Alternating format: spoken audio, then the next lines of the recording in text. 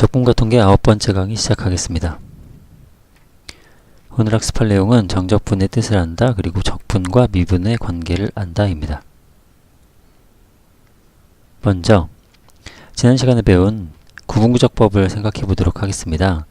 함수 fx가 있고요. 그리고 x축, x는 a, x는 b로 둘러싸인 도형을 생각해 봅시다. 이 도형의 넓이를 구한다고 생각하면 먼저 이 구간 AB를 n등분하죠. AB를 n등분하면 이 한 칸을 이제 델타 x라고 쓰겠습니다. 델타 x의 길이는 어떻게 될까요? b부터 a까지, 즉 b 빼기 a를 n등분한 거겠죠. 자, 그리고 a부터 b 사이에 n등분한 x좌표를 각각 x1, xn-1, xn이라고 적어 보겠습니다. 그러면 이 직사각형들의 넓이는 가로 곱하기 세로, x1에서의 함수값이 세로가 되겠죠. 또 가로 곱하기 세로, x2에서의 함수값. 그래서 가로는 전부 다 델타 x가 되고요. 세로는 fx1, fx2, fxn이 된다는 걸 알 수 있습니다. 그래서 시그마를 이용해서 써보면 다음과 같이 쓸 수 있고요. 즉 가로 곱하기 세로, 가로 곱하기 세로들의 합이다 라는 걸 알 수 있었습니다.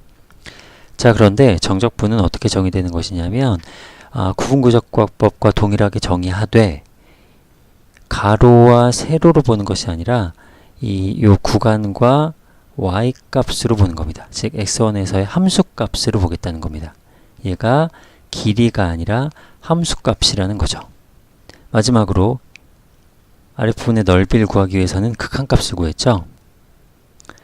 그런데 fxk를 함수값으로 정의하면 어떤 문제가 생기냐면 가로 세로로 보면 항상 양수였죠. 가로 세로의 길이니까. 그런데 함수값으로 정의한다면 음수도 나올 수 있게 됩니다.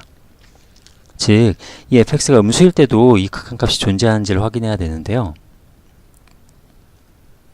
일반적으로 이 함수가 닫힌 구간에서 연속이면 함수값의 부호에 상관없이, 즉 fx가 양수든 음수든 이 극한값은 항상 존재하는 것으로 알려져 있습니다. 그리고 이 존재하는 극한값을 함수 fx의 a에서 b까지의 정적분이라 정의하고요. 다시 이 극한값을 정적분이라고 정의한다는 겁니다. 그리고 기호로는 우리가 배웠던 부정적분의 기호에 양 끝 값을 대입한, 즉 정적분하는 구간을 a, b라고 적은 이런 기호로 나타내기로 합니다. 그래서 여기서 이 아래 a를 아래 끝이라고 얘기하고요. b를 위 끝, 그리고 a에서 b까지를 적분 구간, 그리고 이 x를 적분 변수라고 합니다. 다시 한번 정리해보면 정적분의 정의는 함수가 닫힌 구간에서 연속일 때 구분구적법에서처럼 구한 그 극한값을 단 여기서 이제 이 fx를 길이가 아니라 함수값으로 본다고 그랬죠. 구분구적법에서 구했던 그 극한값을 정적분으로 정의를 하는 겁니다. 다시 말씀드리지만 함수값입니다. 그리고 이 적분 구간을 a부터 b까지를 이 적분 기호 위아래에 적어주면 되는 겁니다. 함수값이라는 걸 왜 계속 강조했는지를 말씀드리겠습니다. 자, 여기서 함수값 a, b 구간에서 다 양수죠. 그래서 적분하면 양수가 나올 겁니다. 그런데 이 함수의 경우에 여기를 c라고 합시다. a부터 c까지 적분하면 아마 양수가 나올 겁니다. 왜냐하면 함수값들이 전부 다 양수이기 때문이죠. 그런데 c부터 b 구간을 보시면 이 함수값들이 모두 음수가 됨을 알 수 있습니다. 그러면 얘 음수, 얘 양수이기 때문에 극한값도 음수가 나옵니다. 즉 이 아랫부분을 적분하면, 즉 c부터 b까지 구간을 정적분하면 음수가 나온다는 겁니다. 따라서 a부터 b까지를 적분하면 구분구적법에서였다면 S1과 S2의 넓이의 합을 구했겠지만 정적분에서는 S1의 넓이는 양수로 나오고 S2 부분은 음수로 나오기 때문에 A부터 B까지 적분하면 S1에서 S2를 뺀 값이 나오게 됩니다. 정적분의 정의를 이용해서 문제를 하나 해결해 보도록 하겠습니다. 0부터 3까지 적분 구간을 갖는 x제곱이라는 함수의 적분을 구하는 문제인데요. 그래프를 그려보면 다음과 같습니다. 먼저 0부터 3까지를 n등분합니다. 전체 길이가 3이고 그 길이를 n등분했기 때문에 한 칸의 길이는 n분의 3이 됩니다. 그럼 정적분의 정의대로 한번 적어보도록 하겠습니다.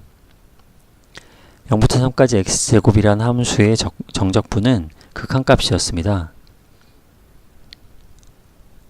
어떤 극한값이었죠? 네, 맞습니다. 각각의 함수값과 델타 x를 곱해서, 즉 이건 사실은 이 가로 길이였죠. 이 한 칸의 길이. 그래서 더했죠. k는 1부터 n까지. 즉 구분구적법이라고 떠올리시면 되는데 각각의 직사각형들의, 즉 가로, 세로, 사실은 세로가 아니라 함수값이죠. 넓이들의 합이라고 이해하시면 될 것 같고요. 자, 그러면 뭘 구해야 될까요? 네, 맞습니다. 각각의 xk 값들을 구해야 합니다. 그래서 먼저 델타 x는 어떻게 정하죠? 전체 길이를 n등분했으니까 3을 n등분한 n분의 3이었고요. 그러면 xk는 어떻게 될까요? 여기는 어떤 k번째 항 xk, 네, 0에서 출발해서 n분의 3을 k번 가면 되겠죠? 그래서 n분의 3k, n분의 3k라고 쓸 수 있을 겁니다. 자, 정리해서 써보겠습니다. 리미트 n이 무한히 커질 때 시그마 k는 1부터 n까지, 함수는 이거고요. 즉 xk의 제곱 델타 x가 된다는 뜻이고, 다시 한번 써보겠습니다. n이 무한히 커질 때 k는 1에서 n까지, xk가 뭐였죠? 네, n분의 3k였죠? n분의 3k의 제곱, 그리고 델타 x는 n분의 3이었습니다. n분의 3이 됩니다. 정리해보면 이게 k에 관한 식이니까요. k 이외에 n제곱, 3제곱, 3들은 다 앞으로 뺄 수 있습니다. 따라서 리미트 n이 무한히 커질 때 n 세제곱이 나가고요. 3도 세제곱이 나가겠죠. 그래서 27 나갑니다. 시그마 k는 1에서 n까지 k제곱이 됩니다. 정리해서 써보면 리미트 n이 무한히 커질 때 n 세제곱분의 27 곱하기 시그마 k제곱은 6분의 n 플러스 1, 2n 플러스 1입니다. 자, 다 왔습니다. 이제 극한값 구해보겠습니다. 3차식 개수만 확인하면 되겠죠? 6분의 27 곱하기 2 하면 54. 따라서 9가 됩니다. 오늘 학습할 두 번째 내용은 적분과 미분의 관계입니다. y는 ft가 닫힌 구간 AB에서 연속인 함수이고 각 모든 함수값이 양수라고 생각해 봅시다. 자, 그림처럼 다른 것들은 보지 마시고요. A부터 B까지 해서 모두 양수인 이런 함수가 있다고 생각해 보겠습니다. Sx라는 함수를 정의하겠습니다.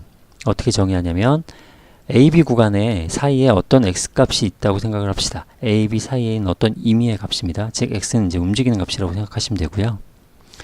A부터 x까지의 정적분, 그 정적분 결과를 Sx라고 정의해 보겠습니다. Sx라고. 여기서 아주 x가 조금 더 움직여서 델타 x만큼 더 움직여서 더 넓어졌다고 생각해 봅시다. 그러면 Sx의 넓이가 변하겠죠? 그 넓이의 변화를 델타 S라고 써보겠습니다. 그럼 델타 S는 A부터 X 플러스 델타 X까지의 정적분한 결과에서 A부터 X까지의 정적분한 결과를 빼면 되겠죠? 그러면 이 증분 델타 X를 얻을 수 있겠죠? 바로 여기 그림에 있는 색칠한 부분의 넓이를 얘기하는 겁니다. 이 원 안에를 다시 한번 잘 살펴보면 이 델타 S의 넓이는 이 아래쪽 직사각형보다는 크고 이 위쪽 직사각형보다는 작을 겁니다. 즉 m 곱하기 요 길이가 델타 x죠. m 곱하기 델타 x보다는 클 거고요. 라지 m 곱하기 델타 x보다는 작을 겁니다. 이제 이 식의 양변을 델타 x로 나눠보도록 하겠습니다.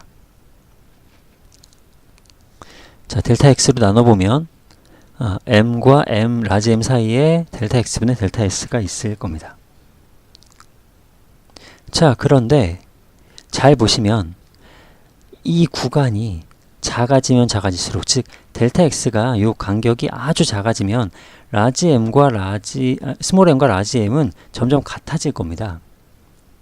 그리고 그 같은 값은 바로 x에서의 함수값과 같아진다는 걸 알 수 있습니다. 무슨 얘기냐면 이 간격을 점점점 줄인다고 생각해 보십시오.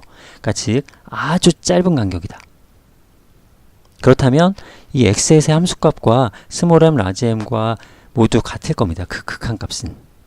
따라서 여기서 이 식의 세 변에 모두 극한값을 취해보면 m은 fx로 갈 거고요. 라지 m도 이 fx, 즉 요 x에서의 함수값으로 갈 겁니다. 따라서 델타 x분의 델타 s라는 극한값은 바로 x에서의 함수값이 될 겁니다. x 변화량분의 s 변화량의 극한값, 이게 뭐였죠? 네, 맞습니다. s의 x에 대한 미분이었습니다. 미분의 정의였죠. 즉, 이 sx라는 함수를 x에 대해서 미분하면 fx, 즉 함수값 fx가 나온다는 걸 알 수 있습니다. 그런데 sx가 뭐였죠? 바로 적분이었습니다. a부터 x까지의 적분이었죠. 정리해보면 함수 fx가 닫힌 구간 ab에서 연속일 때 a부터 x까지 적분을 미분하면 이 끝값 x에서의 함수값이 나온다는 걸 알 수 있습니다. 이 식이 의미하는 바를 다시 한번 살펴보도록 하겠습니다. 자, t에 관한 함수입니다. t에 관한 함수고요. t축, y축이죠. 그래서 t값이 a부터 b까지라는 거고 그 사이에 x값이 있다는 겁니다. 이 x는 움직이는 값이죠. 그때 이 움직이는 x에 대해서 입정적분을 미분하면, 즉 입정적분이 뭐였죠? 넓이라고 생각하면 쉬운 거죠. a부터 x까지의 넓이인데요. 근데 이 x가 움직이죠. 즉 이 넓이가 이렇게 늘어나고 줄어들고 하고 있다고 생각하시면 됩니다. 그때 그 x에 대해서 미분한다. 즉 x가 살짝 변할 때 그 변화량, 그게 바로 뭐겠죠? x에서의 함수값, 즉 이 선분의 길이와 같다라는 의미가 되는 겁니다. 자, 이 적분과 미분의 관계를 이용해서 문제를 해결해 보도록 하겠습니다. 다음과 같은 문제인데요. 다음 정적분을 x에 대해서 미분해라 라는 문제입니다. 자, 미분해 봅시다. dx. 이 t에 관한 함수를 정적분했고요. x까지 가는데 x에 대해서 미분하면 어떻게 된다고 그랬죠? 네, 맞습니다. 이 함수가 그대로 나오는데 이 함수의, 즉 이게 ft죠. 이 함수의 함수값인데 언제? t가 x일 때의 함수값이죠. 즉 fx가 됩니다. 따라서 2x 세제곱 더하기 3x 빼기 1이 된다는 겁니다. 자, 이 함수를 대충 그려봤습니다. 2부터 x까지를 적분하자는 거죠. 정적분하자는 거죠. 이게 바로 문제에서의 이 정적분입니다. 그런데 이 x는 고정된 값이 아니라 여기서 이렇게 움직이고 있다고 생각하시라는 겁니다. 그런데 이 x가 움직이면 움직일수록 점점 오른쪽으로 가면 커지고 왼쪽으로 가면 이 적분한 결과는 작아지겠죠. 근데 그 함수를, 이 넓이의 함수를, 이 정적분은 넓이니까요. 넓이의 함수를 x에 대해서 미분하면, 그러면 이 x가 움직이는 그 순간의 넓이, 즉 순간의 넓이라고 하면 얼마 이동하지 않았기 때문에 거의 이 선분과 같다고 볼 수 있습니다. 따라서 x를 대입한 fx는 바로 여기겠죠. 즉 이 길이겠죠. 이 넓이의 부정적분의 미분값은 결국 x에서의 함수값과 같다. 즉 이 함수에 x라는 값을 대입한 결과와 같다라는 뜻이 됩니다. 네, 오늘 학습할 내용 하나 더 확인해 보도록 하겠습니다. 이번에는 정적분의 정의를 조금 더 확장시켜 볼 텐데요. 앞서 정적분을 정의할 때 함수가 닫힌 구간 A, B에서 연속일 때, 즉 A부터 B까지인데 이 아래 끝이 위 끝보다 더 작았음을 알 수 있습니다. 그런데 아래 끝이 위 끝보다 더 클 때도 정의할 수 있습니다. 정적분을 어떻게 정의하냐면 이렇게 정의하도록 하겠습니다. 즉 아래 끝과 위 끝이 같을 때를 정적분하면 0이다. 어떻게 보면 자연스러울 수도 있습니다. 왜냐하면 A부터 A까지 정적분한다. 어쨌든 정적분은 넓이에서 왔다고 그랬죠. 넓이를 생각할 때 위끝과 아래끝이 같다. 즉 넓이를 구할 구간이 없다는 거죠.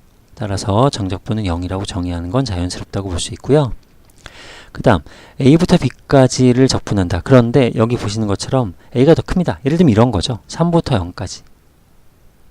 즉 0부터 3까지는 우리가 함수가 이렇게 있고 0에서 3까지 이 넓이다 라고 이해할 수 있지만 이번에는 3에서 0까지 적분한다는 건 사실 넓이로 생각하기는 어렵습니다. 따라서 어떻게 정의하냐면 0부터 3까지를 적분한 값의 마이너스 값이라고 생각한다는 겁니다. 이렇게 정의를 하자는 겁니다. 관련된 문제 해결해 보도록 하겠습니다. 네, 이 문제는 1부터 1까지 적분하는 문제였죠. 자, 이렇게 아래끝과 위끝이 같은 적분은 0이라고 정의를 했습니다. 자, 그리고 이 문제는 아래끝이 더 크네요. 3부터 0까지를 정적분해라. 어떻게 해결한다고 그랬죠? 네, 0부터 3까지 x제곱의 dx 값과 부호가 다르다라고 배웠고요. 0부터 3까지 x제곱의 정적분은 앞서 해결한 것처럼 9라는 걸 알 수 있습니다. 따라서 이 값은 마이너스 9라는 걸 알 수 있습니다. 마지막으로 한 문제 더 풀겠습니다. 다음 등식을 만족하는 함수 fx와 상수 a를 구하라는 문제입니다. 자, 아래 끝은 a라고 주어졌고요. 위 끝이 얼마인지 모르겠네요. 자, 이 식 어디서 봤습니까? 네, 적분과 미분의 관계에서 봤죠? 자, 그러면 할 수 있는 건 미분해 보는 거겠죠? 양변을 x에 대해서 미분해 보겠습니다. d dx ax ft dt는 먼저 좌변은 미분하면 여기에 함수값이라고 그랬죠? fx에 대한 함수값 fx가 되고요. 자, 우변은 미분하면 d dx x제곱 3x 플러스 2 하면 2x 빼기 3이 됩니다. 따라서 fx가 2x 빼기 3이라는 걸 알 수 있습니다. 자, 그럼 상수 a는 어떻게 구할까요?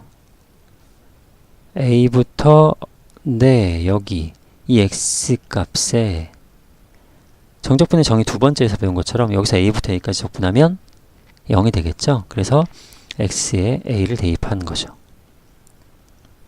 그러면 좌변은 a부터 a까지 ft dt니까 a부터 a까지 적분하면 0이 된다고 했고요.